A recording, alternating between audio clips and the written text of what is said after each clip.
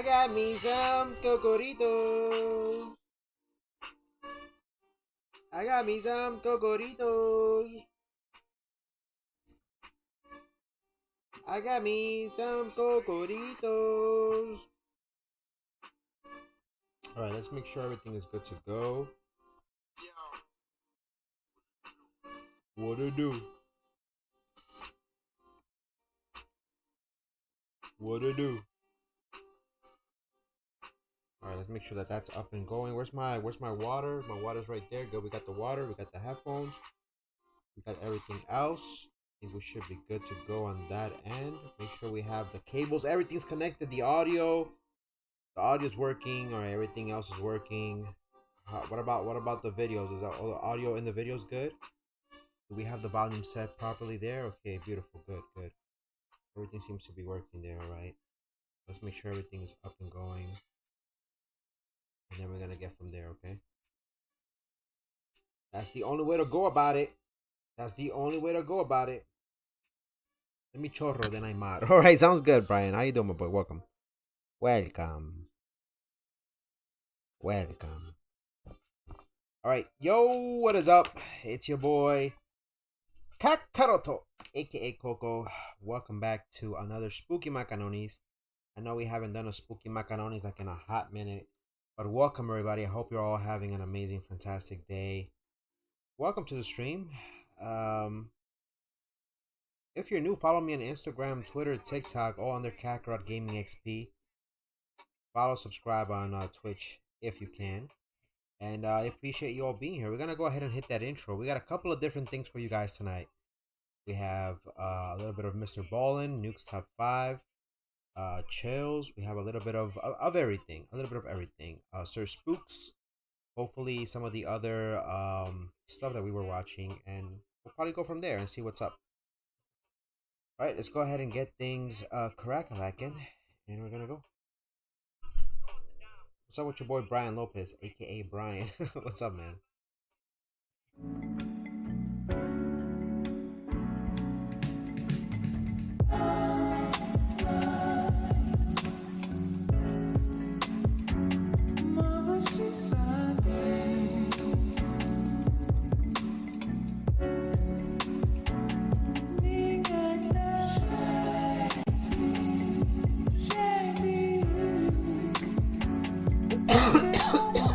What's up, Yeet?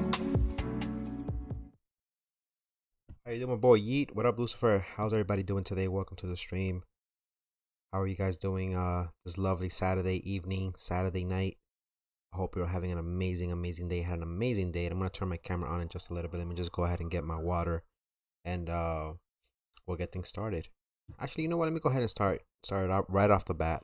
We're going to start off with Mr. Ballin, and then we got Ballin, and then we're going to start from there. So I'm going to get my water really quickly, and yeah, get your headphones, get your snacks, and welcome, everybody. Story is a classic. Don't go. Oh, wait a minute. What the fuck are the hell? Chad, I pay you top-notch money, bro. I pay you top-notch money, and you don't connect the fucking headphones, man. You don't connect the fucking headphones. We paid $200 for those headphones, Chad. What am I gonna do? Put that damn headphones in. Watching while working. What are you working on, by the way? It's 11 o'clock at night. Look why I'm built different. And also, everyone, welcome to the stream. Alright, let's get it going. Go in the woods type of story. But before we get into today's story, if you're a fan of the strange, dark, and mysterious delivered in story format, then you've come to the right place, because that's all we do, and we upload 2 or 3 times every week. So if that's of interest to you, please invite the like button over to your kid's birthday party, and then ask them if they want to hit the piñata. When they say yes, put their blindfold on, and then replace the piñata with a beehive. Also, please subscribe to our channel and turn on all notifications so you don't miss about? any of our weekly uploads. Piñata. All right, let's get into today's story. Welcome to the stream, everybody. How are you guys doing?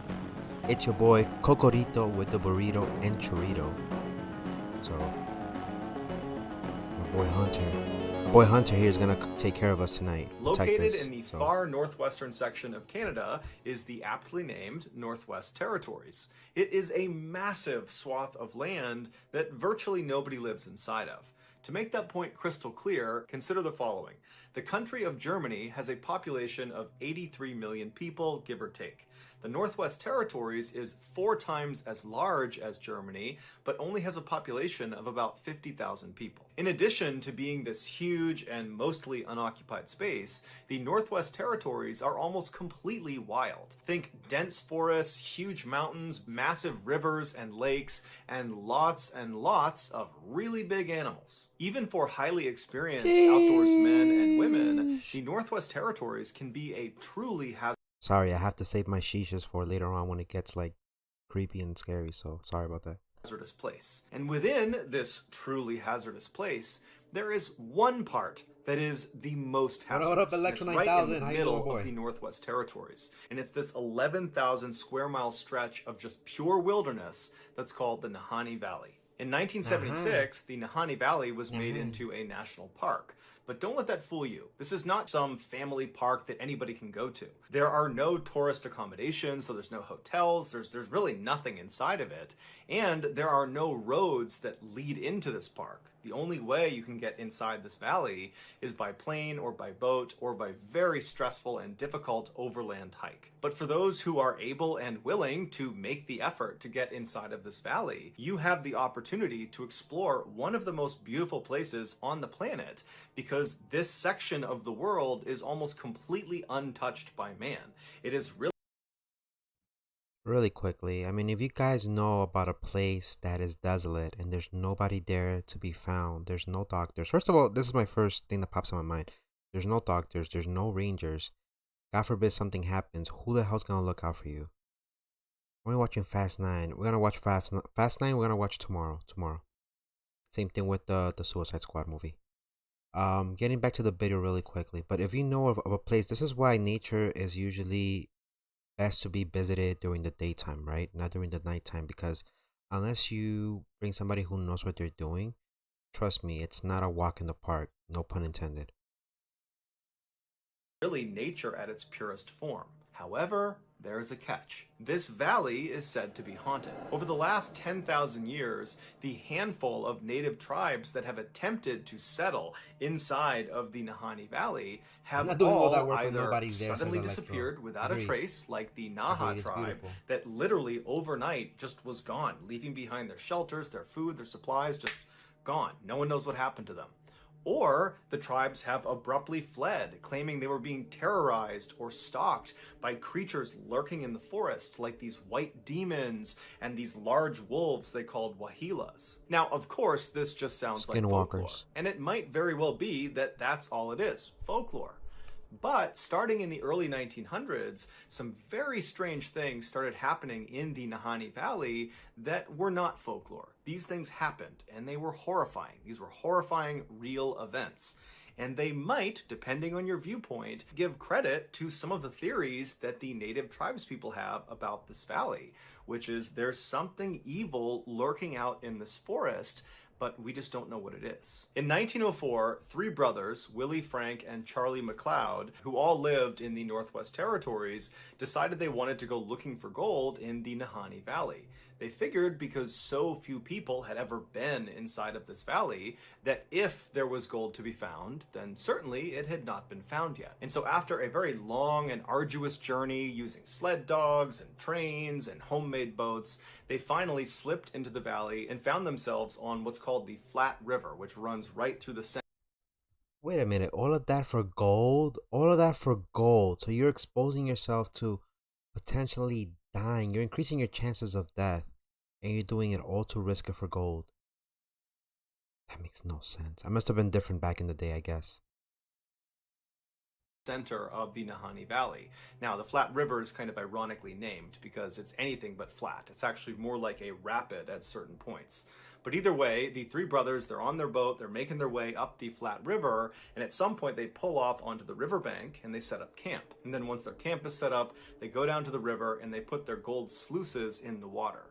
A gold sluice is this long, skinny box that's usually made of wood, and it has a strainer on one side. And gold miners will put it in the water, submerged, and they will kind of shovel the sediment on the bottom of the water into this little funnel, and the big stuff will get stopped by the strainer, and the dirt and the water will just kind of flow out the side. And so the idea is you can trap gold nuggets inside of this sluice. And so the three brothers, they get their sluices up and they start looking for gold, and right away they hit pay dirt. There is tons of gold in this river. And so all day, all night, they get all this gold. The next morning, they do the same thing. And by the time all their containers are literally filled to the brim with gold, they decide, hey, let's go back and turn this in, get some money for it, and then come back out here. And so they pack up their tent, they pack up all their supplies, and they put everything back in their boat. They get out onto Flat River, and at some point, very early on in their journey back, the boat capsizes, and the boat actually breaks apart from the strength of the rapids of Flat River. And so the boat actually just sinks, and much of their supplies sink, including all of their gold.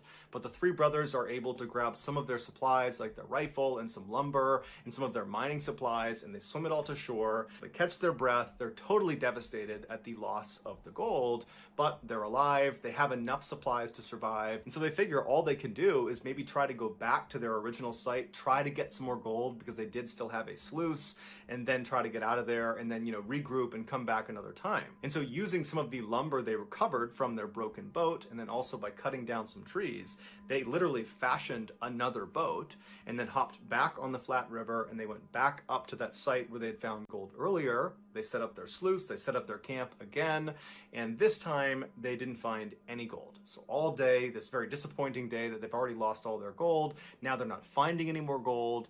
And so that night when they went to bed, they decided that the next day they were just going to leave. And so the next day they get up, they pack up, they hop back on the Flat River on this new boat they built, and they're able to make their way out of the valley and get back to their homes.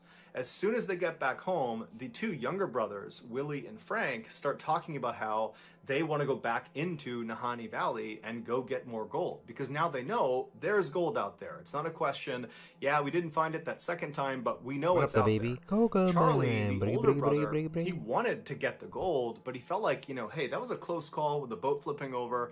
I don't know if it's a good idea, so I'm actually not going to go. You guys can go, I'm going to stay. And so several months goes by, and Frank and Willie have been doing all this preparation for this additional. Right off the bat, if you know that there's a place that you have, I don't know if you guys believe in bad luck or not, or omens, for that matter of speaking. And if at one point, like in whatever it is that you're doing, you get a sign, sometimes the universe throws signs at you, right? And if you see something as being funky or a red flag, you already know right off the bat to like detach yourself from that individual, situation, or scenario, and just not even like, be part of that. And in this case, the brothers pretty much, what up, Eliseo? How are you doing, Eliseo Gaming? Welcome to the stream. How's everything? How are you? Welcome to the stream. How's everything, man? How's your day going so far? Let me just make sure I have everything else up in here for you guys. How you been, man? We just started. Mini Murder. Hi, Coco. There is a musical event happening in 49 minutes on Fortnite. Yeah, I know. I'm gonna catch the one tomorrow actually for the concert. So tomorrow we're gonna do the Fortnite event. But if you guys want to go watch it, be my guest, go ahead. Unless you guys want to wait and just be part of my stream to do that. There's still one more showing later on Sunday, I believe. I'm doing great, Eliseo. I just got back like about an hour ago from the Suicide Squad movie. I'm not gonna spoil it. Amazing. Go watch it. Getting back to this. One of the three brothers told the other two not to go back. The place obviously has some weird vibes. They were able to get all this gold, and their boat out of nowhere just broke apart and everything got lost, and then they couldn't find no more gold. The other two brothers are just gonna be on some shit and cocoritos for life. The cocoritos, you gotta take care of the cocoritos. You have to. What up, Pizza? How you doing, my boy? Welcome to the stream. So now here's the thing. So long story short, to catch you guys up who just joined, three brothers went to this valley. Apparently, the natives who used to live there, they fled, or they got killed by something that was there. These three brothers found gold. They got greedy, got back on their boat. Their boat broke apart. They came back to where they lived at. One of the brothers said, "Don't go because I don't feel nothing right coming out of this." Now the other two are going back to get more gold. Now we don't know what's gonna happen. So, and I'm gonna go play Fortnite. Sounds good, Mini Mirror Mod. Have a good time. Enjoy. Willie, Frank, and a third man called Robert Weir, who was a friend of theirs. He was going to replace Charlie. The three of them, they make their way up into the valley. Now, they didn't tell anyone how long they were going to be gone for, and so when they didn't send any word and no one had heard from them in weeks, Charlie was actually not that concerned because he knew there was lots of gold to be had out in the Nahanni Valley, and so he figured they must have struck it rich, and now they've decided to live out there long term, or at least maybe through the summer, or maybe the next year, and so he wasn't concerned, and because he wasn't concerned, nobody else was concerned about these three men. And so weeks turned into months, turned into a year, and still no one's heard from these three men. No one's heard from Willie, Frank, or from Robert, but still Charlie maintains that nothing can be wrong because there's three of them out there. They're incredibly experienced. There is a ton of gold out there. I'm sure they're just killing it and they're just acquiring all this gold, and we're going to see them in the next couple of months maybe, and everything's going to be just fine. But a whole other year would go by. So they've been out there for 2 years and no one has heard from them. And at this point, Charlie thinks to himself, okay, I have to go out and see if they're okay. And so he rounds up 4 other people from his town and he mounts an expedition to head back into the Nahanni Valley to go find his 2 brothers and find Robert Weir. Charlie and his search party eventually, after yet another long and arduous journey, they get into Nahanni Valley and they get onto the Flat River. And so they start making their way upstream along Flat River. So it must have been a very treacherous journey getting through the rapids of this river. And the whole time they're scanning the left and the right side, hoping to see some sign of life. They're looking for any indication that these 3 men are out here and just fine, but they didn't see any sign of them, and so they finally made their way all the way up to the very end of Flat River, or I should say the very beginning of Flat River, where it breaks off from a much larger river called the South Nahanni River. And once they turned onto the South Nahanni River, they began going downstream, and again, they're looking on either side for any sign of these 3 men. There's no sign of them, and then the river they're on takes a very sharp turn. It's actually called the Big Bend, and it's about a 45-degree turn, and as soon as you make that turn, it dumps you into this 10-mile stretch of... What is it called again? What is it called again, Chad? The Big Bend? Hey, yo, hold up a second. River called Second Canyon. Now, along South Nahanni River, which is about 350 miles long, there are these 4 canyons that the water passes through, and they're labeled 4th Canyon, 3rd Canyon, 2nd Canyon, and 1st Canyon. And these canyons are massive. These sheer cliffs on either side of the river shoot up to 3,000 feet above the water, and in some parts, the water is actually just as deep, thousands of feet deep. And Second Canyon is unique because the cliff faces are as sheer as you're going to get, and the cliff faces almost butt up exactly up against the water. So there's really very little shoreline on either side. So once you're in this 10-mile stretch, you're basically boxed in. You have thousands of feet of water below you. You have these massive cliffs on either side, and there's really nowhere to go. You need to get through this section of the river before you can effectively get onto the shoreline and take a break from being in your boat. And along these cliffs are these openings you see high up all over the cliffs on both sides that are openings to these massive cave systems inside of these thousands of feet tall cliffs. And because of how difficult it is to not only get to Nahanni Valley, but also to get up to these different cave openings, nobody's gone inside of them. We don't know what's inside of these caves, save for the few that are down low enough that people can explore. So as you're passing through Second Canyon, it's almost like you're being watched because there's all these openings, but you can't see into them, and you're just forced to go down this 10-mile stretch, and you can't really go anywhere, and whatever's watching you, it's watching you. As soon as Charlie and his search party entered into Second Canyon, it would have immediately gotten darker, because that's another part of being in Second Canyon. These huge cliff walls of this canyon obscure the sunlight, and so they would have entered into this canyon, it would have gotten darker, and it's very windy inside of Second Canyon. So the winds would have picked up, so it's dark, very strange setting for them to be in, and they would have been looking on either side at these little strips of shoreline on either side, barely big enough for a boat to be. They would have been looking for any sign of life, but they didn't see anything. As they're making their way down this 10-mile stretch, as they're getting closer and closer to actually entering into First Canyon, which is the next canyon you would enter into, the sides of the river start to get slightly larger, where you could actually beach a boat boat, there's some trees, and on the left-hand side, right before exiting Second Canyon, they notice there is actually a tent perched within some trees. And so the search party naturally goes right over to the shoreline, they hop out, but as soon as they step foot on land and they have a clearer view of this tent and what's outside of it, they notice there is a body clearly lying on the ground outside of the tent. And so Charlie and the search party, they run over, and as soon as they're up close, they can tell this body is missing its head. And they see the clothes on this body are totally charred and burned, and whoever this was, they were reaching with their right arm when they died. And right outside of the reach of their right arm was a rifle that was propped up against a tree. And so they walk around this one body, and they go around towards the backside of the tent where the opening to this tent is, and they find another body, another very badly decomposed body, and it's positioned kind of halfway in the tent and halfway out of the tent. And there's a blanket kind of partially obscuring this person's body, and when they move the blanket, they see... Really quick, just keep in mind, back in the day, they didn't have cell phones, and these men would disappear. They disappeared for like, I think 2 years. The bodies must have been like rotten at that point. This body too is missing its head. So Charlie and the search party, they continue to search around the camp in hopes of finding the heads of these two people to try to figure out who they are, but they never find the heads. However, they do find some personal effects both in the pockets of these two bodies and then also inside the tent that would confirm these are Charlie's brothers.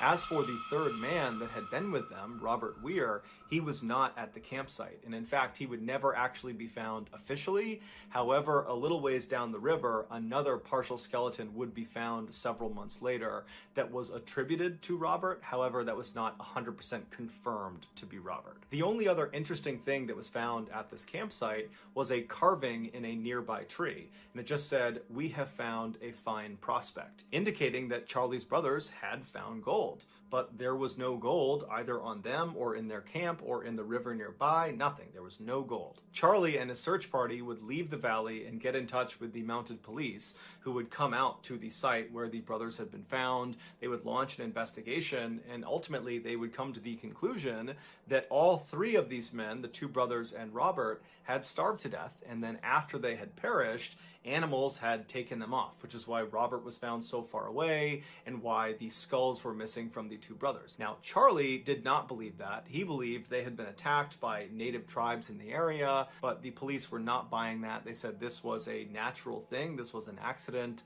and so that's that. When the story of these two decapitated men made the news, people went crazy about this. People were very divided about what they thought really happened. There was a percentage of people that believed that partial skeleton that was found, that was not Robert Weir. He had not died. He had murdered the two brothers, decapitated them, and then made off with their gold. The other percentage of people believed that all three men, the two brothers and Robert, had been attacked by a person, a group of people, an animal, a creature, something. There was some sort of attack. No. That's why the two brothers were in those positions that indicated they had encountered something horrifying, with one brother reaching for the gun and the other appearing to have leapt from his bed before he ultimately died. But regardless of which side you fell on, pretty much everybody at the time who heard about the story became terrified of the Nahanni Valley. Specifically, they became terrified of that stretch in Second Canyon where the two brothers had been found.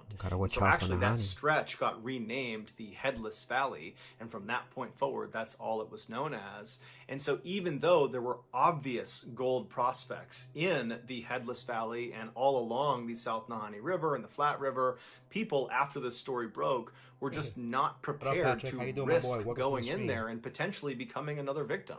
And so people kind of stayed away from Nahanni Valley. 8 years later, though, in 1913, a gold prospector named Martin Jorgensen decided, you know what, I'm not going to let some scary stories about some headless men and, ghosts and killers on the loose, I'm not going to let any of that get in the way of me taking gold out of Nahanni Valley. So, all on his own. By the way, Nahanni is actually a slang term. When your baby girl comes through and she's like, "Hey, can I get some money for my nails to get done?" I'm like, Nahanni. Honey. Know what I mean? No? Fuck you.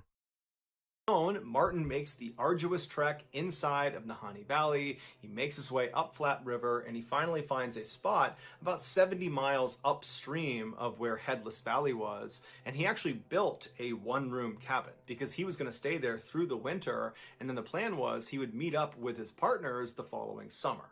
And so right after he got there, he set up his sluices and he started mining for gold, and apparently he found a lot of it because he sent word back to his partners outside of the valley that he had made it rich. And so his partners were really excited to meet up with him the following summer and see how much he got because they planned on going back into the valley with him that summer. So that summer rolls around, his partners go to the meeting spot right outside the valley, but Martin doesn't show up. And so his partners, they stay outside at this meeting space for several days until finally, when he doesn't show up, they decide, we have to go in there and see if he is okay, because at this point he should have been here. There's no excuse. And so they end up going into the Nahanni Valley. They make their way up Flat River, and they go roughly to the area where they knew he was staying based on the message he had sent earlier. He had described where he was staying, and they actually found his cabin, or I should say they found what was left of his cabin. His cabin had been completely torched, burned to the ground, and laying on the ground next to the burned out cabin was the burned out remains of another headless corpse. And this corpse belonged to Martin Jorgensen. The police did a thorough investigation, but they were never able to determine what actually killed him. The police did not connect Martin's death with the two McLeod brothers' deaths, even though they were all decapitated. They were in roughly the same area, and it happened within a few years of each other, and they looked very, very similar. Even though that all was true, the police said, nope, these are totally separate. Martin died for some reason, and then animals took parts of him away, and that's why his skull is missing. Martin's skull was never located, and the gold that Martin claimed to have struck it rich with was also not at the cabin, not on him. There was no gold anywhere in the vicinity. When Martin's death made the news, people went crazy, and despite the police assuring everyone that his death was not connected to the McLeod brothers' deaths, even though the police were saying that, the public didn't see it that way. It was just too easy to connect one decapitation with two other decapitations that have happened close together in a relatively short time frame, and so a lot of people assumed there must be a killer on the loose somewhere in Nahanni Valley. 7 years later, in 1921, the rumors of a killer on the loose were still alive and well when gold prospector John O'Brien and his partner decided, you know what, despite the rumors of this so-called killer or whatever's going on in the Nahanni Valley, let's go into the Nahanni Valley and try our hand. Let's try to get some gold. And so the two of them made their way into the valley, and they set up camp in Headless Valley. People still want to go back to this thing? I mean, let me just ask you guys a question really quick before we get back to it. For those of you guys watching on YouTube and Twitch, if you lived during that time and you found out there was 2 incidents where people were losing their heads, were getting chopped off, right? All for gold. Would you take the opportunity to go and look for gold? Even after those 2 incidents happened, would you? I wouldn't do it. Valley, not far from where the McLeod brothers had been found decapitated. So they set up their camp and they're there for a couple of days. They're doing well. They're finding gold. And then at some point, John tells his partner that he's going to go out and check all of their traps along the river. And he'll be back in about 8 or 9 days. And so his partner waits 8 or 9 days, and John doesn't come back. And a couple of days after that goes by, and now John's past due, and so the partner decides he has to go out looking for him. And so there was another gold prospector in the area, and so this partner contacted him, and the two of them went to the river and began walking upstream until they found John. And he had frozen to death, but it was very interesting the way he was positioned. He was sitting in front of this obviously previously lit campfire. He wasn't hunched over. He didn't look like he was in pain. He looked like he was just enjoying the fire. There was nothing on his face that indicated discomfort. What the fuck? So basically when they came up to him, he was on some. They were like, Coco, are you okay? They just tip you over and then you just break into little pieces. But that's kind of creepy though. Imagine capturing somebody when they're happy and they just died. Or pain or fear. He was even holding the matchbook in his hand. It was like he was just sitting there enjoying the fire when something caused him to suddenly freeze. He got petrified. In fact, witnesses would say John looked like he had been flash frozen, as if it had happened in a matter of seconds, because it didn't look like he had reacted properly to freezing to death. And the police, when they came out, they would say, you know, this is odd. This is odd the way he's positioned. But ultimately, he died because he froze to death. And so there's no foul play here. And so no further investigation is needed. 5 years later, in 1926, a hunting party that included a young woman named Annie Lafferty was camping out along the Flat River inside of Headless Valley. And so that night, they're all kind of joking around the fire. And then at some point, they decide to all go to sleep. And then the next day, when everybody gets up, Annie is no longer in camp, and there's no sign of where she went. And so they begin by yelling out and walking around the immediate vicinity to see maybe if she stepped away for a minute, but Annie's just gone. No one knows where she went. And so the hunting party spends the rest of the day looking for Annie, but there's no sign of her. They ultimately leave the valley. They tell police. Police come out. There's this huge search, but Annie's never found. Several months later, a man named Charlie, who happened to have been out near Flat River, near this hunting party when they were out there, but Charlie himself was not in the hunting party. He didn't know Annie. He was just in the vicinity. He overheard someone talking about a member of that hunting party, specifically a woman, going missing. And when he heard that, he knew he had to tell police what he had seen that night out near Flat River. So he goes to police, and he explains that that night, when he knew there was this hunting party over there, he could hear them, he knew they were over there, he said at some point he went to bed, and then he woke up when he heard the sound of rocks falling into the river in front of him. He was sleeping along the river's edge. So he sits up, and he looks out across the river. It's totally dark, but there's some moonlight, and he's kind of looking around, wondering what's causing the sound, but he can't see it, and then he hears it again, and he can tell it's off to his left. And these are not huge rocks. These are like medium to small size rocks, like rocks you could just pick up and throw. And so he's looking, and all of a sudden he sees, maybe a couple hundred yards away through some sparse trees, he sees a naked woman, a white naked woman, running on all fours up this mountainside. And as she's running up the mountainside, her feet and her hands are knocking little rocks into the river down below. She's right on the edge of this cliff. And as she's running up this hill, she stops and she turns, and he gets a good look at her face. And Charlie would say he was so taken aback by her face. It looked like she was possessed. There was something wrong with her face. And so Charlie instinctively ducked down and chose not to follow her, even though he knew anybody running naked anywhere in the wilds is doomed. But he felt like he could not go near this woman. There was something wrong with this woman. And so the police, they take the story down and they say, hey, you know, this is what Annie looked like. And Charlie would say, I mean, I think that's her. I think that matches her description. And so universally, it's believed this woman galloping up this hillside in the middle of the night naked was Annie. The police ultimately would not investigate Annie's disappearance any further because at the time Charlie was telling them this piece of information, she had already been gone for months, and the assumption was she was dead. 4 years later, in 1931, another gold prospector decides to try their luck in Headless Valley, a man named Phil Powers. He makes his way into the valley, he finds a spot off of Flat River, he builds a cabin, and then shortly thereafter, his cabin burns to the ground with him inside of it. Now, his skeleton was intact, but the strange thing about his death is based on the origin of the fire, which would have been on the roof. He should have had an opportunity to climb out of the cabin before it burned down, giving rise to the theory that he was actually dead before the fire started.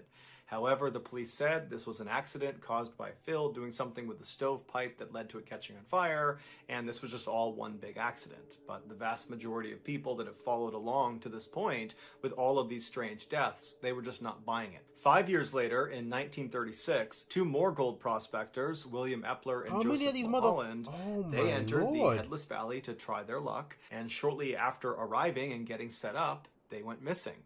A search party came out to look for them, and they found their cabin, and just like Phil Powers, it had burned to the ground, but William and Joseph were not in the ashes. They were not anywhere nearby. In fact, they were never found. No one has any idea what happened to them, and no one knows what caused the fire. 9 years later, in 1945, yet another gold prospector named Ernest Savard entered the Headless Valley to go looking for gold, and then when he did not leave the valley for an intended rendezvous with some of his partners went looking for him, and they would find him inside of his sleeping bag, laying down, decapitated right along the Flat River inside of the Headless Valley. And so the police would come out, they would do an investigation, and they would call this an accident where, he starved to death or he died of hypothermia. And then after he was dead, animals must have come in and removed his skull. And that's People keep going there because apparently there's gold. The police gold. did not, at least not publicly, Gold was like the connect Bitcoin of his back in the death to day. all of the other decapitations in that small area. 1 year later, in 1946, another gold miner named John Patterson went into Headless Valley, and he went missing. And so a search party went in looking for him, and John would never be found. But on one of the last nights that the search party was in the Headless Valley, they were camping out near Flat River, some native tribes people came into their camp, and they warned them about some white figures that were walking around the valley that night. They're down near the river, they're out in the forest, they're kind of all around These here. shits are either rakes so you really or need to be careful. skinwalkers. You don't want them to see you. And then these tribes people just left. And so the search party is absolutely horrified. They know about the rumors of this place. They're out here looking for someone that's gone missing in this place.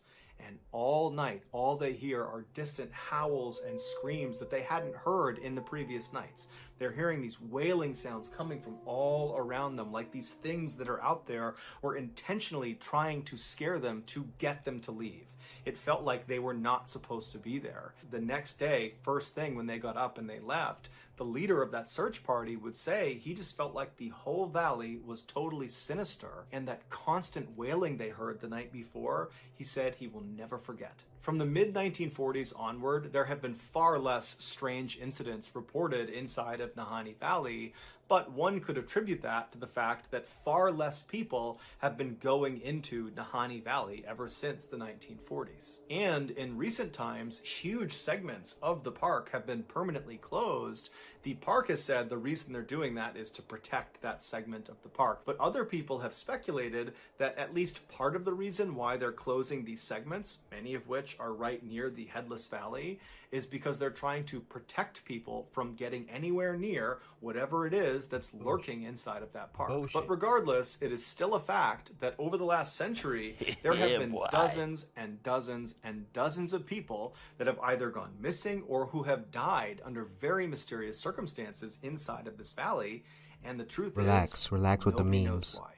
So that's going to do it, guys. If you found the secret in today's episode, let us know in the comments section what it is and where you found it. So give us the timestamp. And if you're the first to do that, we'll pin you at the top of the comment section. If you got something out of today's episode and you haven't done this already, please invite the like button to your kid's birthday party and then ask them if they want to hit the piñata. And then after you get their blindfold on, replace the piñata with a beehive. Also, please subscribe to our channel and turn on... I don't know what the fuck he was talking about, but anyways, we're gonna move on to the next video. Let's go to Nuke's top. Actually, you know what? Let's go to Slapped Ham. We haven't seen Slapped Ham in a hot minute, so just remember, never slap your ham. That story was pretty creepy. I don't know what you guys thought about it. I mean, it's crazy that people actually went to these places back in the day. Like I said, all jokes aside, gold was like the Bitcoin of back in the day. Obviously, a lot of people wanted to get their hands on it, and the fact that you were willing to risk your life to get it, let's put it this way. If you were able to find a lot of gold back in the day like that, you would have struck rich right off the bat. And a lot of people looked at it as their way of making a quick money and becoming rich overnight. But after hearing all those stories, let's say if you were a prospector and you heard a lot of these people who went there got their heads chopped off and died terribly, I think at that point, I wouldn't even I would have continued being a prospector, but somewhere else. I wouldn't have gone there. That place was completely damned. Alright, so let's look at this one. Scary and mysterious videos full of high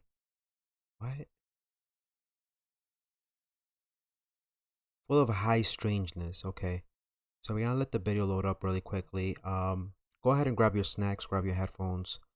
We're going to go ahead and get it started from here, and I'm going to go grab a little bit of water. 2 seconds. I'm going to play the video, though.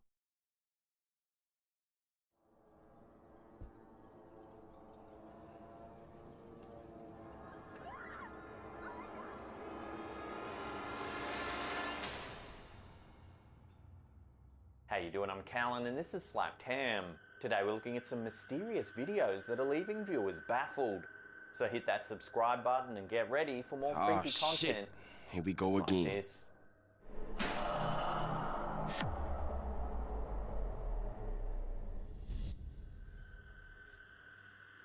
Viewer Ken Criswell sent us this eerie footage. He believes something unusual has taken up residence in his house, and judging by the clip, he might be right. The beginning of the video gives a brief overview of the house where the shadow entity is said to be. Ken explains that the house is only used for storage right now, but is being renovated so that he and his band can practice and record music there.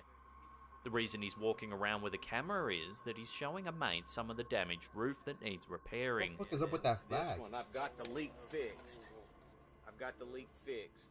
For quite some time, Ken and his family have suspected something's off about the house. In the past, two of Ken's bandmates swear they saw an unknown person walk by while they were practicing, but when they looked around the house, there was no one to be found. Da baby. In the video he sent us, we see Ken filming what needs to be renovated in the house, showing leaks in the ceiling. About 20 seconds after he starts speaking, he turns the camera to face a corridor to the left. See if you can spot anything weird. That's one spot. And then we got another spot. So that thing on the left side? Viewers can see a very brief glimpse of what seems to be a shadowy figure down the hallway. That's one spot. And then we got... Here it is again in slow motion. What the fuck is that? Ken continues speaking for a couple of minutes about the house, seemingly unaware of the dark figure that seems to be looming in the background. Now, I have to have a piece of the tin replaced on the roof. And then this one, I've got the leak fixed. But we need to replace the tile on both of them, back there and then this one here. Oh, and check this out. Look what I saw on the ground. Here's a still frame of the shadow. It's a solid black anomalous formation.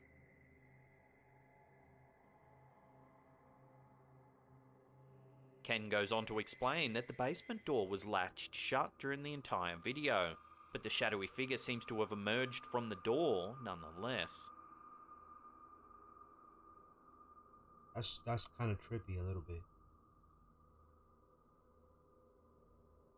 Family and friends of Ken have had experiences similar to this one, seeing and hearing bizarre and inexplicable sights and sounds. Since filming this footage, he has gone back to the house, where he's heard knocking coming from the basement door. He refuses to open the door and explore the area until he can do something to get rid of the alleged Thank you so much. spirit. I appreciate it. How are you? How's your day going so far? Viewers have come up with quite a few suggestions, such as saging the house, getting a priest to come and bless the room, or simply selling the house and never looking back. It's clear there's something in this home, but just what kind of presence we still don't know. What kind of vibe are you getting from this strange figure? Let me know in the comments section down below. That's one spot. And then we got another spot. I like the new strange setup. In March Thank you so much. I appreciate it. YouTubers UrbXMX had an eerie encounter How's in a your weekend so cemetery far? in Mexico. In the video, the group of explorers wander around the eerie graveyard at nighttime. Compartan, amigos, compartan. Hoy está sobre el panteón. Fuimos a dar un rondín. It's creepy in its own right, but about 8 minutes into the video is when things take a turn for the worst. One of the explorers notices something and points in the distance. No mames, güey. No mames, no mames. ¿Qué, güey? Espérate, güey. No. Espérate. Ey, no, vente. ¿Qué? Es un vato, vente. No, pero... Cállate. ¿Qué? Es un vato. Fíjate, güey. No mames, güey. Buena. They wander around the graves, calling out into the night to see if someone or something will respond. What they spot is truly unsettling. Take a look. Una escalera, güey, se bajaría por esta madre. Getting a new desk to change your setup. Very nice. What the fuck is that? A dark and menacing looking man seems to be resting in an open grave. Is that Coco? They call out to the man who sits up in the grave looking up at the camera. Bro, zoom in. I gotta see this man's face. Cada vez que venimos, ¿qué? No, pues nomás vinimos a transmitir, compa. Oiga, pero... They begin to question the man who claims he was just resting in one of the graves and was doing nothing more. Cada vez que venimos, ¿qué? No, pues nomás vinimos a transmitir, compa. Oiga, pero... ¿Qué, güey? Yo, I The would have been man then freaked stands out. up and leaves, disappearing into the night. Tranquilo. Vale, pues ya, oiga. ¿Qué onda, viejo? ¿Qué hace ahí? ¿Y ya se va o qué? Ah, güey. Cuidado. Cuidado. Looking like that Tranquilo, one viejo, no. skeleton from No The voy a agarrar Nightmare algo, Before viejo, porque está Christmas. cabrón. Jack. Hey, agua. Jack Skellington. ¿Qué onda, compa?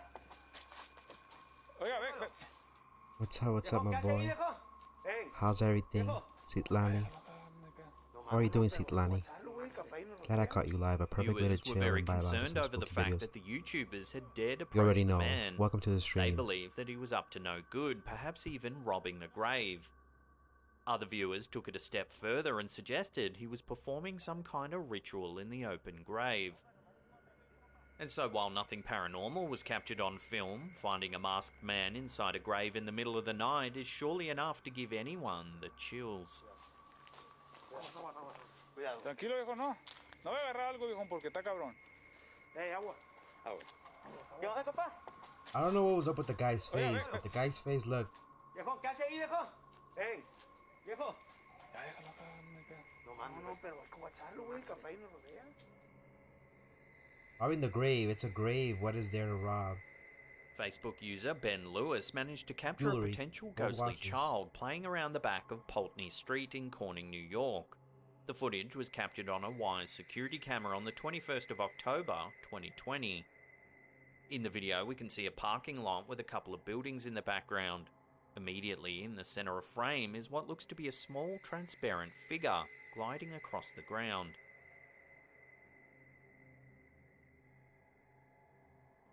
According to the Facebook user, it's rumoured that there's a family of ghosts that haunt the neighbourhood. In particular, locals tell of a little girl named Emily. Some say you can hear her laughing or crying at strange hours of the night. Locals believe this is the first hard evidence that her spirit really does haunt the town. I don't know. That's kind of trippy. This isn't the only chilling tale that haunts the streets of Corning. Just a few miles from where this footage was taken is Lindenwald House, a Victorian-era mansion built in 1877. Originally built to serve Civil War widows, Lindenwald House quickly became a refuge for What's the up, Coco homeless, Tomato? as well as sick What and up, dying Caleb? How you doing, my elderly boy? Welcome to the residents stream. without close family. The basement of Lindenwald House once housed a crematorium. If a deceased resident didn't have the money for a funeral or had no local family, they would be sent to the basement. It's said that the local government would pay a fee to Lindenwald House for every cremation that took place, preventing further government expense on burials. Over the years, entities have been spotted in the house. People claim they've seen ominous figures staring at them from the upstairs windows, only to vanish seconds later. In 2014, the Elmira Jackals hockey team took up residence in the building as part of a team home program. Rumour has it that they broke lease early because the players were experiencing very weird and very creepy things in the house. Things would go missing, there were footsteps in the attic no one could explain, there were cold spots and disembodied laughing experienced quite often too. These two Laughing? reports are just a few of the countless recorded hauntings in upstate New York. With so much alleged paranormal activity going on, it makes you wonder if there's something about the area that causes spirits to linger on after death.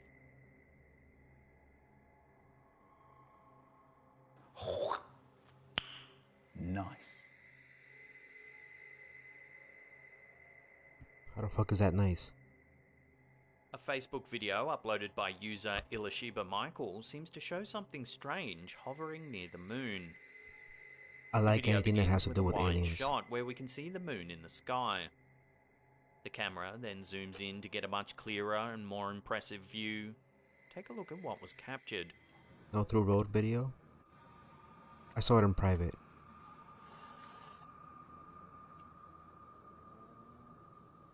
I don't know if you guys are There seems to be two objects that move just above the surface of the moon. if you guys are believers of aliens or UFOs, or if you guys It believe that almost there's looks like two pieces of floating debris. there's a higher intelligence It out there could in be the something universe. floating in our upper atmosphere, and the perspective makes it look like it's floating just above the moon. But a lot of people theorize that the moon is like a alien base, or it's just like this place where Commenters had a lot to say aliens go about and this refuel. video. Some brushed it off as CGI, while others were more prone to believing something bigger was at play. A few commenters suggested that these objects could simply be satellites or something similar, while others were sure this clip was proof of aliens. The question then becomes, what do you think? Let me know your theories down below.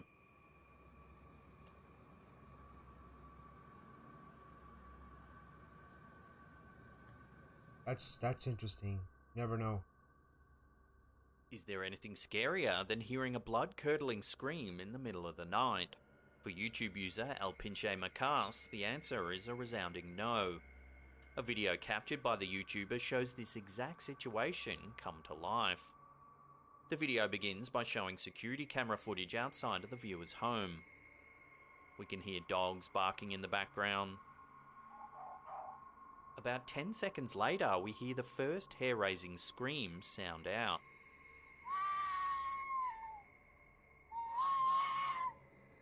A few seconds later, the second scream occurs, seemingly from the same I don't know, individual, sounds though like... a little shorter this time. The uploader claims Lani this says, happened "I at believe around 12:30 AM. Okay. He got out of bed The and baby took a look says, around "Coco's but the couldn't best find streamer." anyone around Thank or you, the baby. I anything out of appreciate it. place. Seconds Thank you later, so the much. second scream happened, yet he still couldn't find the source of the noise. Due to this and the fact that his dogs barked before the screams, That's the YouTuber's sure kinda this was a creepy, man. ghost wailing into the night. Some paranormal experts believe that animals can often sense ghostly presences, scream, right? so the dogs may have been able to It sense sounded that like there was something female there. scream. Whatever the scenario, a chilling scream in the middle of the night is unsettling, no matter what.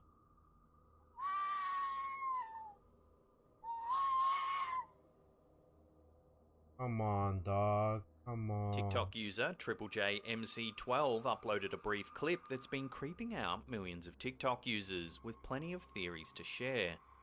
In the clip, we see the TikToker pulling something out of the water. Take a look.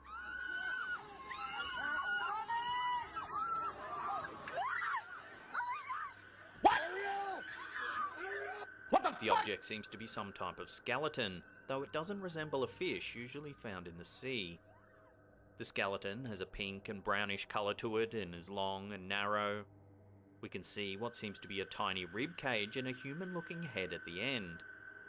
The TikToker then dumps it back into the water as screams can be heard in the Could it background. be Cap? I don't know about this one. The TikToker thought this skeleton might be proof of the existence of mermaids, though other viewers threw around some other ideas. Some thought this could indeed be a sea creature, perhaps even a partially decomposed seahorse. Still, others suggested this could just be a plastic toy that may have deteriorated in the ocean waters.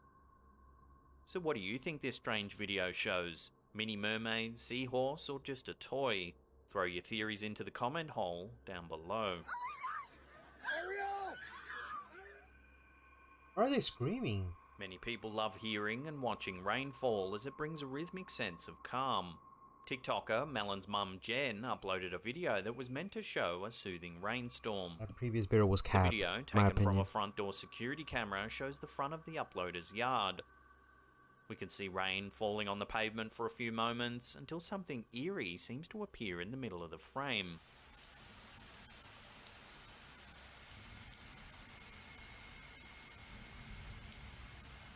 Why are the dogs barking? As you can see, right next to the lights go on the check? grass in front of the house appears a strange vapor that I'm not glides over going the out there. pavement Go check and why the dogs disappears are from barking. view. It's 2 a seconds. strange little clip that quite a few viewers asked for us to show. 2 While it seconds, does the look dogs are weird, barking. it's most likely just vapor caused by the rain that's reflecting light. However, dozens of commenters weren't so sure, claiming that the vapor could be some kind of spirit caught on film. With the limited information available, you'll have to watch the clip again and take from it what you will.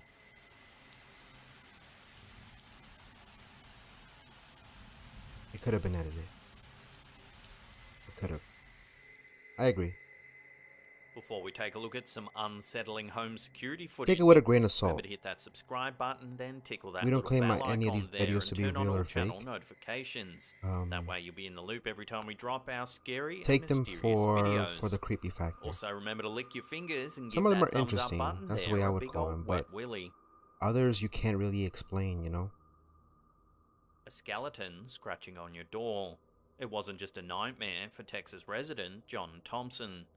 An individual dressed in a spooky skeleton mask decided to pay a visit to Thompson's home in the middle of the night, and it was all caught on camera. In the home security camera footage, which was shared to the news outlet WZZM13, This is slapped we can see ham, the figure yeah. in question right in front of the homeowner's door. The homeowner and neighbors were creeped out. Tonight, they're talking to Eyewitness News reporter. The person has a smiling skeleton mask on and Nah, wears a bro. white cloak. There's the little kid from around the corner who got mad. Even After I creepier, the figure clapped his scratches cheeks on in the freaking door, Fortnite. which can be heard in the video. He came back for revenge on some yo. Where my B-Bucks at? During an interview, Thompson states that the figure went on to hide around the corner, waiting for someone to open the door. Luckily, the homeowner wasn't home at the time. He believes this was simply a kid pulling a prank, though one of his neighbours thinks this could have been a more severe situation and is now on guard. There's no doubting that the video is terrifying, though it's not easy to know what this person's intentions actually were.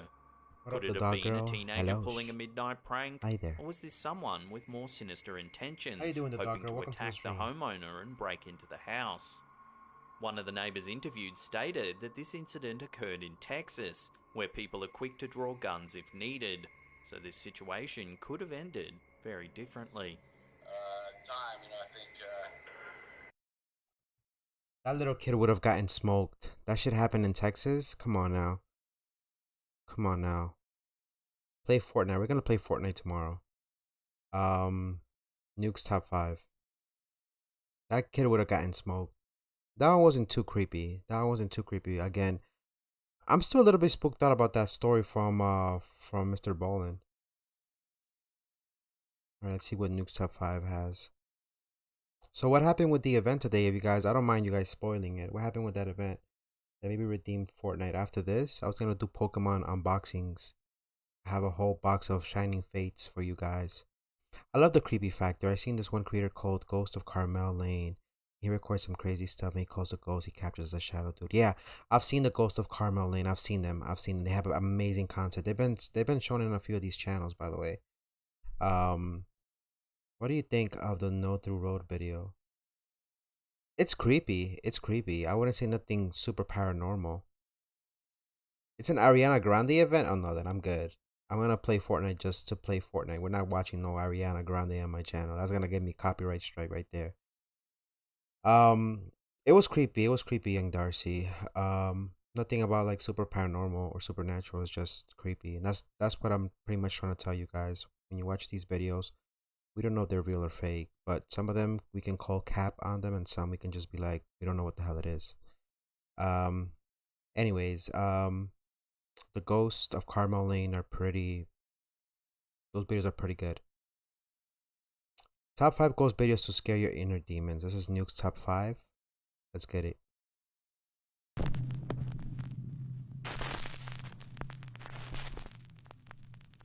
Top 5 ghosts caught on camera. The Lighthouse Keeper. If you're one of the very few people who have never watched BuzzFeed Unsolved on YouTube, the series can basically be summarized like this. It's sort of a ghost hunting show, but not a typical one. The show has 2 hosts, Ryan and Shane. Now, Shane is a diehard skeptic of the paranormal. Anytime there's like any chance of sort of any kind of mechanical failure or just doors in Go get the general, dog, girl. people are always like, well, the door opens, so Thanks that's for being ghost. here. I don't want to argue with you on this. If you find it compelling, I'm happy for you. I do find it compelling. And Oh, great. I'm happy for me too. Good. And then there's Ryan, who is the polar opposite, and might even be just a bit too scared of the supernatural. Do not be afraid. Do not be afraid. It's an automatic light. In each episode, the 2 hosts visit allegedly haunted places and investigate to search for real paranormal evidence. This week on BuzzFeed Unsolved, we investigate St. Augustine Lighthouse as part of our ongoing investigation into the question, are ghosts real? No. In this episode, they are investigating the notoriously haunted St. Augustine Lighthouse in Florida. The lighthouse was completed in 1874 and has seen its fair share of tragedy over the nearly 200 years that it has been guiding sailors home from the sea. BuzzFeed Unsolved hosts Ryan and Shane begin their investigation at the historic Lightkeeper's house, which is right beside the lighthouse. People say that they have heard the endless and painful coughing of the spirit of a man named William Harn. He was the very first keeper of the lighthouse back in the 1800s. Harn tragically passed away inside the house of malaria and the lung disease tuberculosis. Where is when they try to reach out to the spirit of William, the two friends capture something truly bizarre. All right, we're gonna give you some silence here, William. If there's anything you'd like to say to us, maybe a message you wish you could have communicated before you left Earth. I'm gonna sit in one of these little tiny chairs and make me look like you. Gonna give you some silence right now.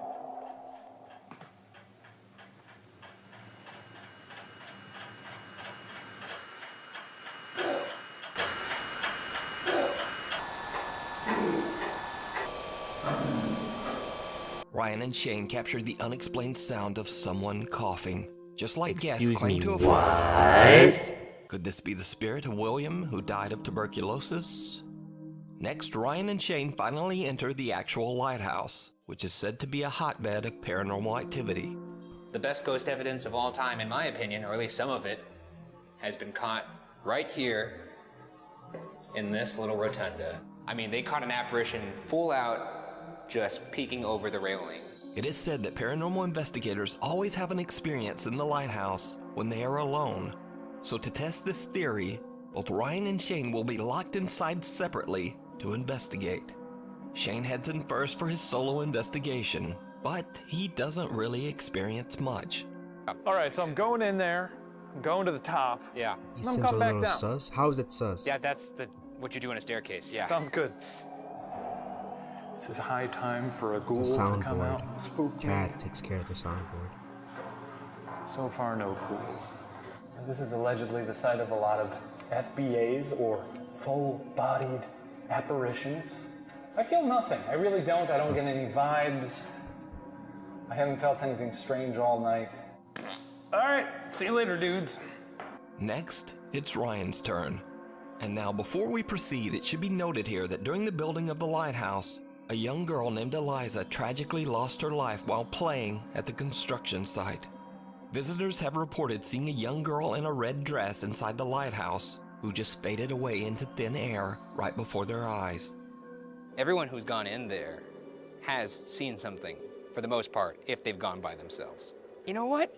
I'm eager to add my name to that roster. Bye. Oh, boy. Is there anybody in here with me right now? My name is Ryan. What? Can you say my name back to me? Oh my God, I just heard Eliza. Oh my God. Eliza? Sometimes fear can take over your body and you can start hallucinating things, reflecting what you fear at that moment. I do hear you. Oh my God, it just hard to hear me. I got the chills. Why am I leaving? Is that what you just say? Because I'm scared, that's why. Sayonara, you had your chance. Turn off your radio. Oh my God, I just got chills on my back. I almost had a panic attack. Why are you leaving? You are wet. I said, who's up here? What's your name? And it's just so clear, just Eliza. Ryan is freaked out as he gets some very weird direct responses on his spirit box. One of the answers being Eliza, the name of the child that passed away at the lighthouse. Now, Shane, on the other hand, didn't capture anything and is completely unimpressed with the whole location. But after the video is uploaded to YouTube, many viewers pointed out that skeptical Shane might have actually caught the most compelling and absolutely chilling evidence of all. This is high time for a ghoul to come out and spook me. So far, no pools. Did you see it? Watch again. This is high time for a ghoul to come out and spook me. So far, no standing there in the lower, A dark figure of a man can be seen standing at the bottom of the lighthouse. Bro. When the footage is brightened, the man has no distinguishable features and looks more like a black mass than a person. Now, Shane was completely alone inside the lighthouse when he filmed. So just who or what is this?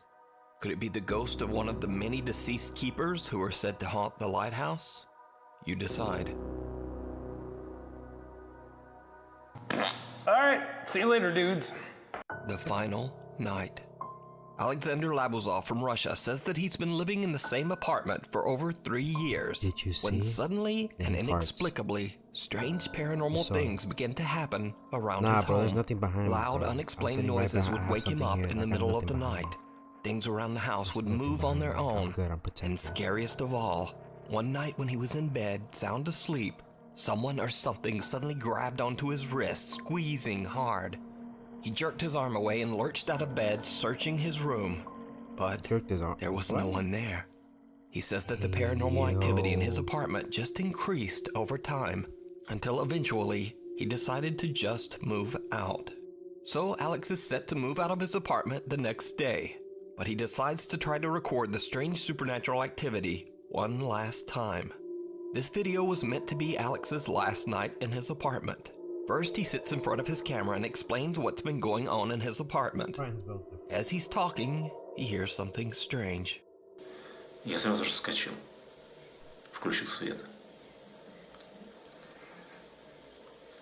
Это не может не напугать.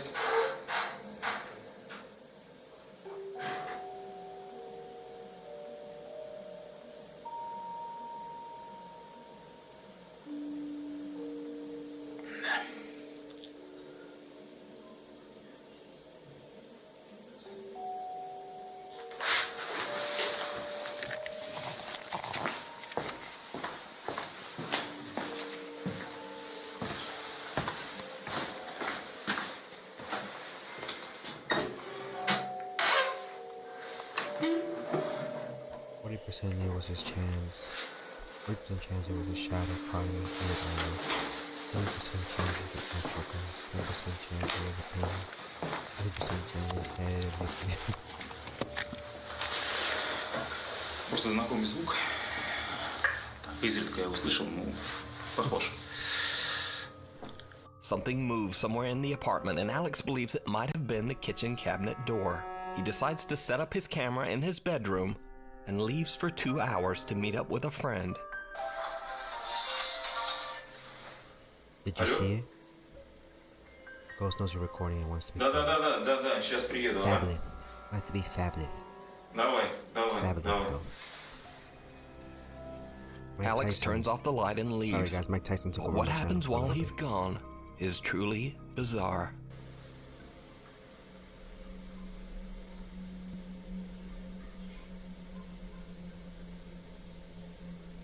See, I don't like when things move in the house. I don't know if that's ever happened to you guys, or if you've ever experienced that or seen it somewhere else, where certain things just move on their own and there's no explanation. The windows are closed and something just moves. At that point, what can you do? I mean, you don't know if it's a ghost, a demon, or what the hell it is. I'm a little bit spooked. I'm in complete darkness. The only light source I have is pretty much my computer. I have Chad sitting in the closet over there laughing. You guys can't hear me. And I'm over here just like looking around my room like everything is dark. I'm afraid to look around the corners of my room because I feel like I'm gonna see something, you know. But I know I don't got nothing in my room. We're protected. We got Goku as a figurine standing over there by the stand, and he protects us. So Kamehameha the freaking ghosts out of here and shit.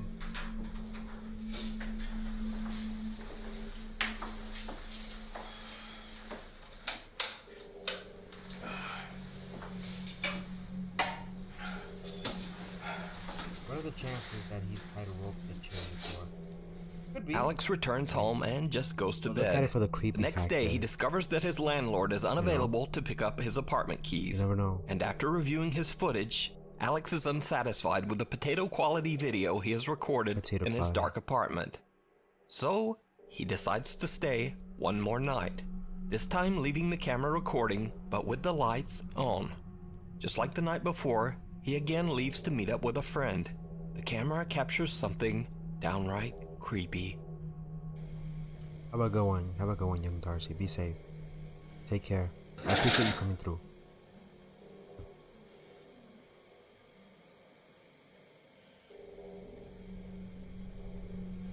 I'll turn my lights on before I go to this one. Okay. It's much more fun when you watch it in the dark.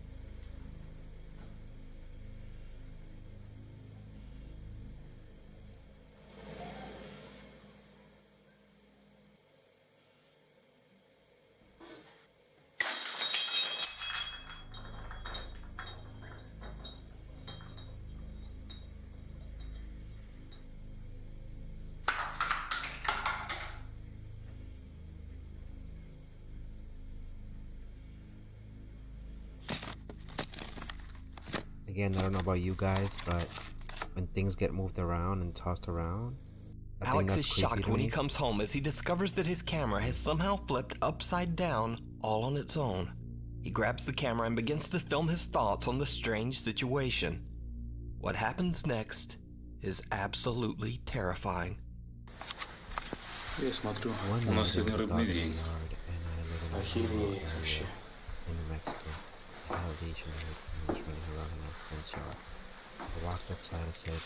Что там осталось? Слушай, ну вообще жесть. Ну что могу сказать? Это был последний день, поэтому мы уже... Блядь! Yo, y'all saw that? Wait a minute, hold on, go back. Go back.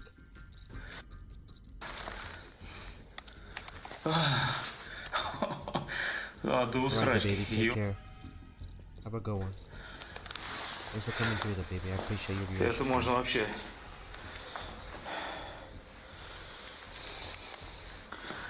А, блядь.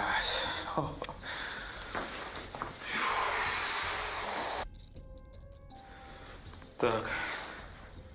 A pair of legs can be seen standing right behind Alex in the doorway. The legs appear to have no torso and disappear before Alex can even turn around.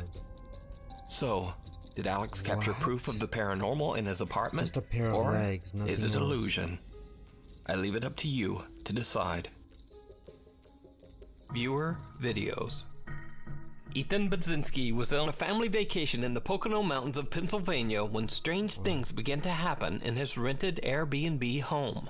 Late one night. That's one thing I can say is that when I've gone to the Poconos, take care of that, baby. Thank you for coming through. Stuff in the Poconos sometimes can be a little bit creepy. There's only certain particular areas that you can go to. When we went camping, we had to go into this one area where they have a ranger that goes like night and day. When I got to the gate, some random guy came out from the dark and was just wearing his boxers. Started barking like a dog when I told him to fuck off. Damn. Really? That was creepy. What happened? Did you call the cops or something? But yeah.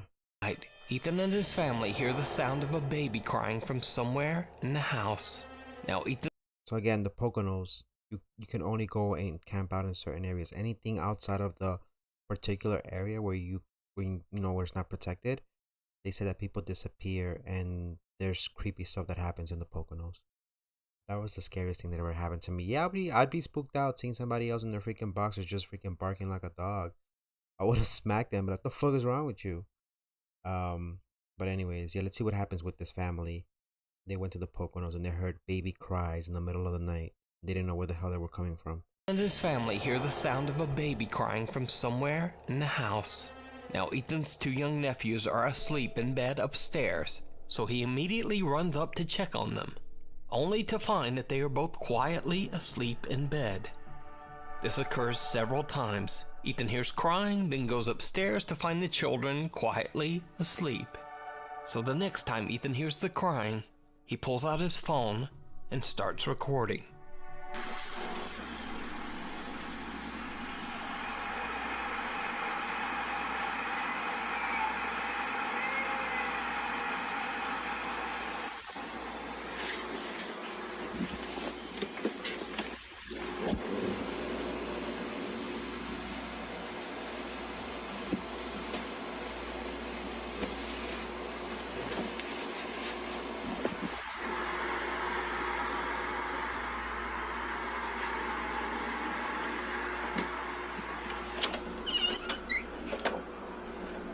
Did you hear it too? Yeah. Yeah.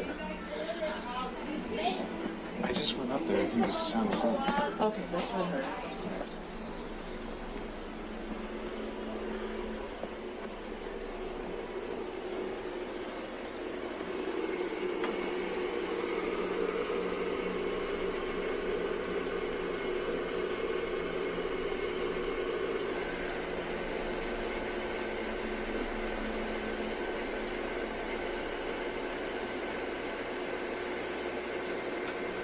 The eerie sound of a child crying can indeed be heard coming from somewhere upstairs. Both Ethan and a family member hear the sound, but when he heads upstairs to check, just like before, the children are fast asleep and not making a sound. So just where is this strange, unexplained crying? I was just gonna ask you, Sitlani, if it was no, the guy probably had mental problems, but I still see the creepy factor of what he's talking about. There was a guy who was probably had mental problems and he started doing inappropriate things with the dog. But the fact that when he showed up, so imagine just popping out, like, aside from the inappropriateness of what the guy was doing, I think the creepy part was what he said, where he showed up in the dark and he pointed the light. There was a guy in boxers just going like, "Rrr, rrr," barking at you. I mean, I would be creeped out, first of all, and then weirded out. I'm like, why are you barking at me, dog? Like, I'm not even a real dog. But anyways, yeah. Talking about the Navajo reservation camp, you guys, I mean, I'm pretty sure you've heard of the story of the skinwalkers, right? I've always like been fascinated by that tale, and there's so many of them, so many tales, and it's just interesting to hear about them. Coming from.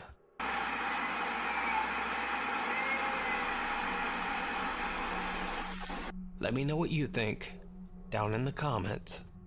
A British Nukes Top 5 viewer who wishes to remain anonymous, we'll call her Jen, says that she had a chilling experience that wasn't paranormal, but was terrifying nonetheless.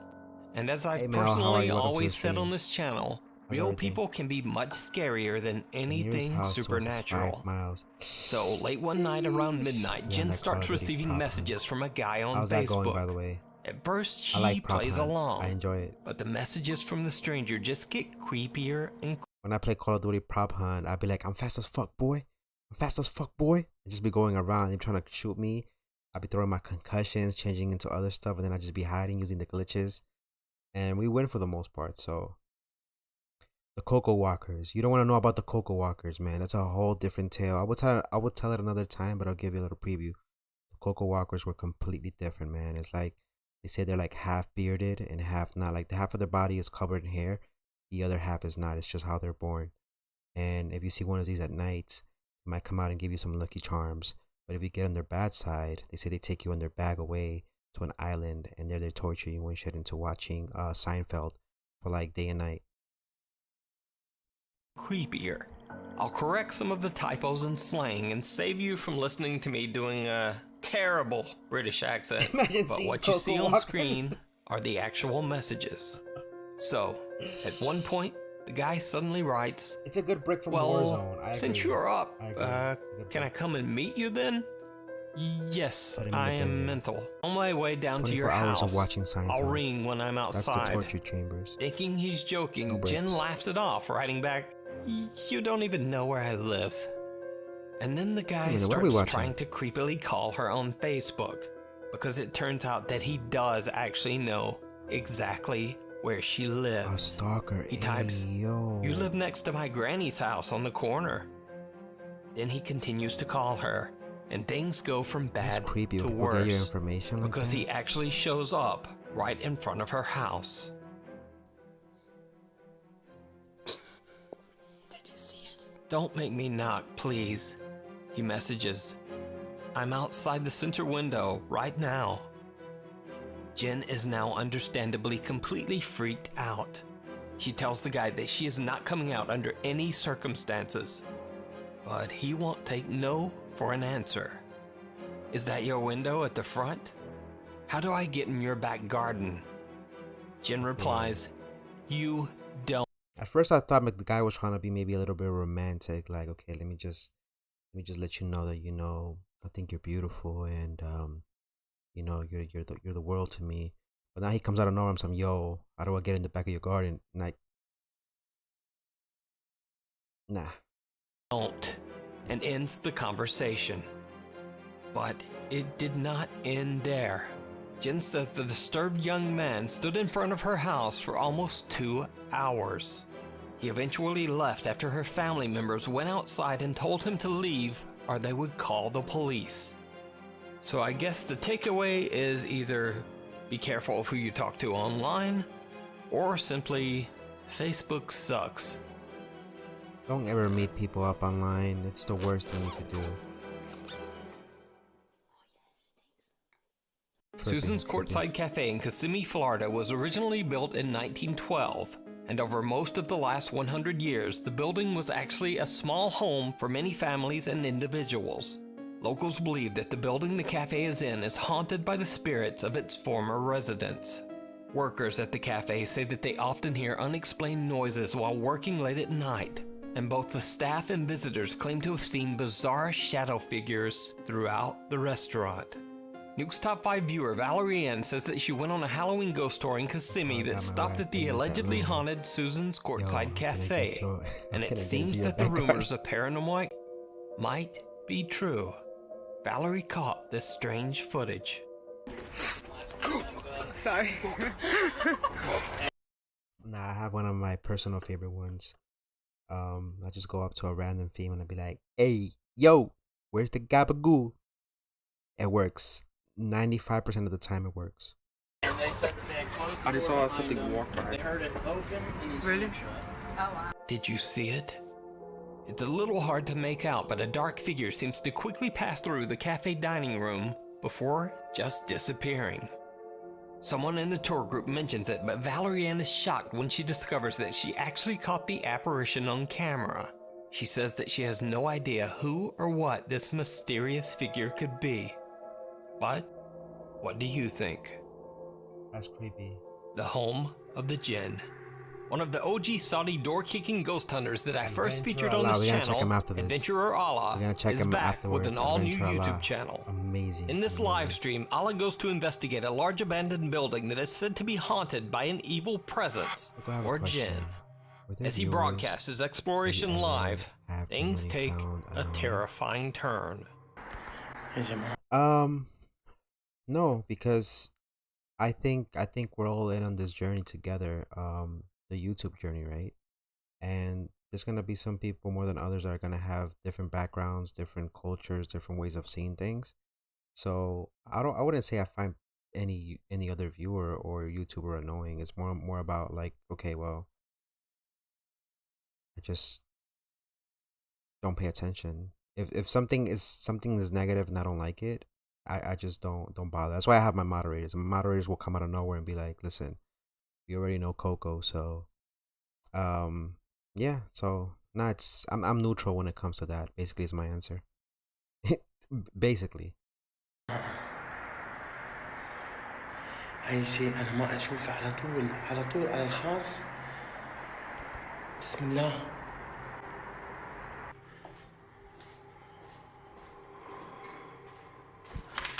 بسم الله. الله أكبر.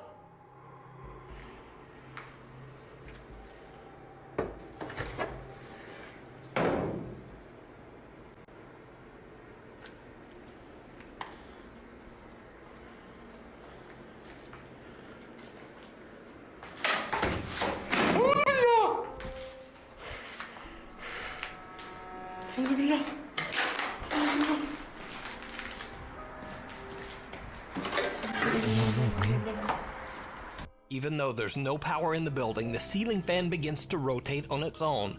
Then a heavy table falls over right behind Allah. Freaked out, he runs away, retreating to a different section of the large building. But little does Allah know, things are about to get even creepier.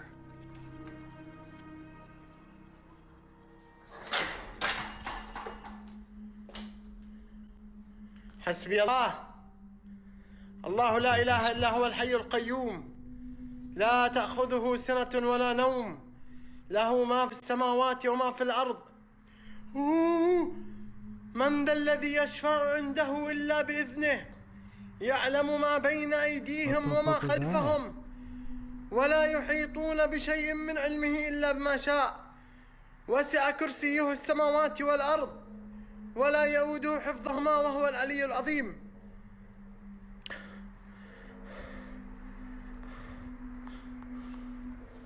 النور اختفى.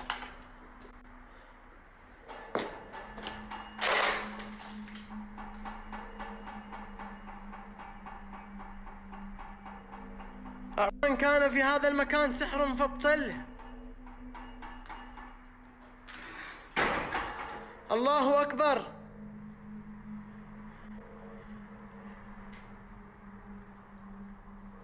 Chill, Bill.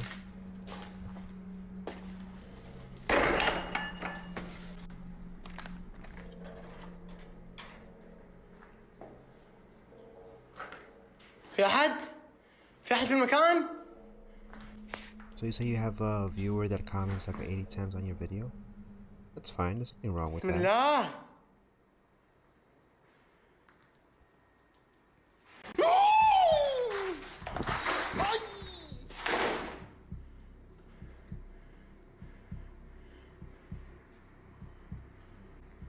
حسبي الله ونعم الوكيل فيكم.